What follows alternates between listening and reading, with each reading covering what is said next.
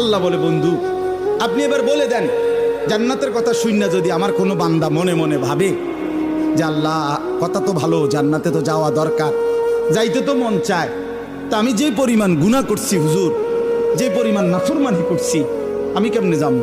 আমার তো গুনাহ অনেক বেশি। তা আল্লাহ বলেন, নাব্বি ইবাদি আন্নী আনাল গফুরুর রহিম। বন্ধু বলে দেন, বান্দা গুনাহ যত বেশি হোক কোনো অসুবিধা নাই, আমি আল্লাহ গফুর রহিম, আমি চূড়ান্ত ক্ষমাশীল, আমি চূড়ান্ত দয়াবান। আসমান পর্যন্ত যদি গুনাহ পৌঁছে যায়, কসম আল্লাহর আমি ওয়াদা দিলাম মাফ করে দেব। শুধু গুনাহ ছেড়ে দাও, আমার কাছে ফিরে আসো, চোখের পানি ফেলে মাফ চাও, আর করবা না, ওয়াদা দাও, আমি 90 বছরের গুনাহ একসাথে মাফ করে দেব। মাফ করে দেব। তোমার জন্যই তো বানাইছিলাম জান্নাত বান্দা, আমি রাখতে দিয়ে লাভ কি? আমি তো দিতেই চাই।